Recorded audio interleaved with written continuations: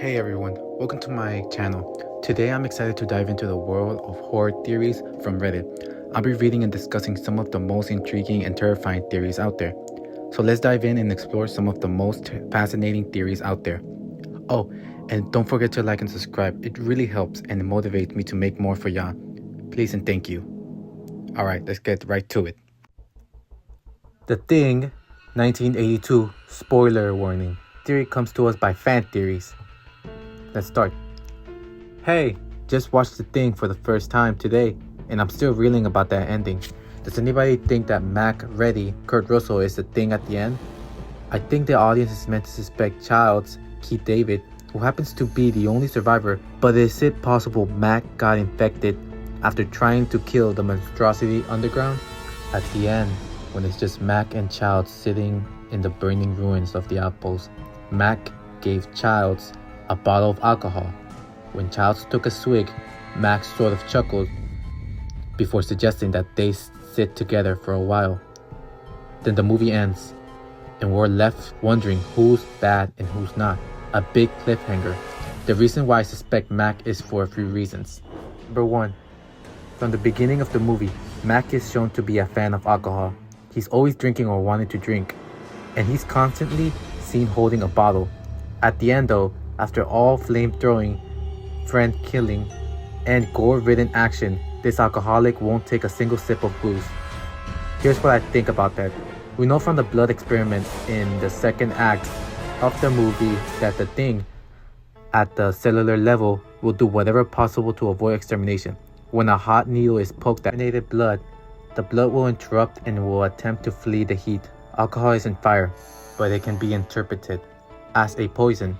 Maybe the reason Mac doesn't drink anything at the end is because he's the Thing, and he knows that the alcohol will cause a reaction in him. That would mean, since Childs drinks from the bottle without incident, that he's still uncontaminated. Mac, the Thing, laughs because he had just tested Childs. The game continues. Number 2. If Mac wasn't the Thing, wouldn't waiting around be the last thing he'd want to do? I get that he'd be exhausted and in need of a break, but Childs appeared under mysterious circumstances earlier in the film, and we're supposed to suspect him for it? If Mac has reason to suspect Childs, he'd either run or attack him, right? The fate of the world is at stake, and Mac knows it. Number 3. Also, Mac straight up said that the goal of the Thing, after it turned off the power and heat, would be to freeze both itself and the survivors. Once frozen, it can hibernate until the rescue team shows up. The survivors by then would be dead from exposure, and the Thing would wake up and infect its new host. Since Mac knows it, why is he so content on waiting at the end of the movie? He's exhausted and hasn't slept in days. If he falls asleep in the snow, he's dead and the Thing survives. If you were all these things, then you just attack me right now. Please, God.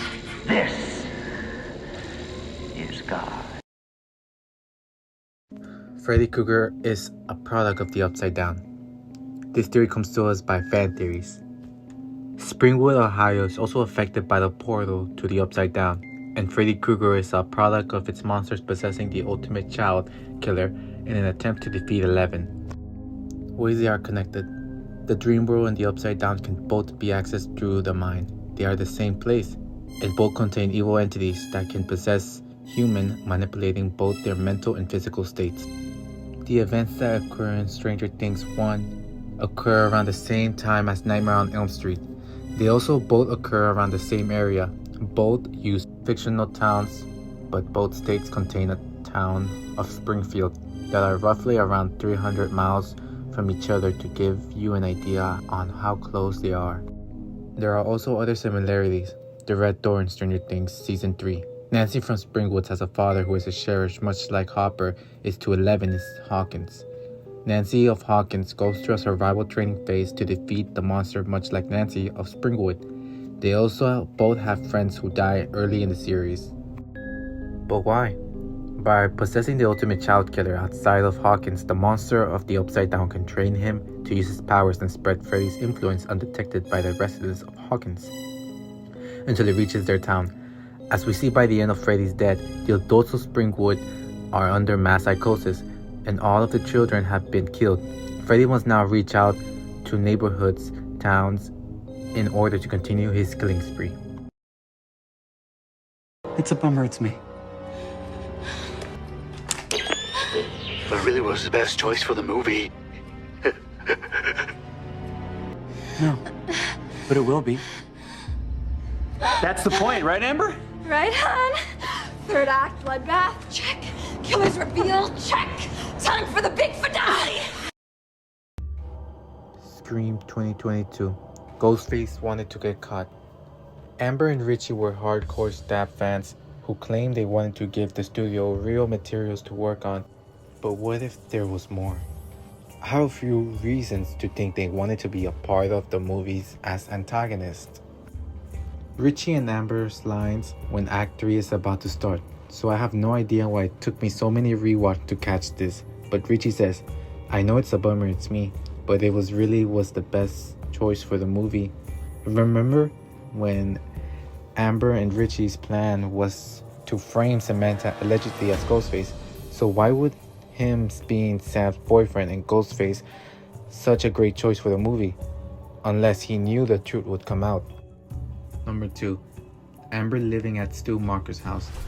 This is a key detail in the story, and I don't think it would have stayed a secret for long.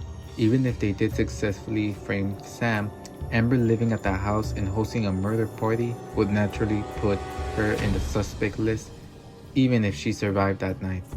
Then Amber is worth to be mentioned. She says something along the lines of third act, bloodbath, check. Killer reveal, check. Time for the big finale. They both seem hyped about it, but as hardcore fans, they should know that this always ends with Ghostface getting killed after his first monologue, but they still followed the process.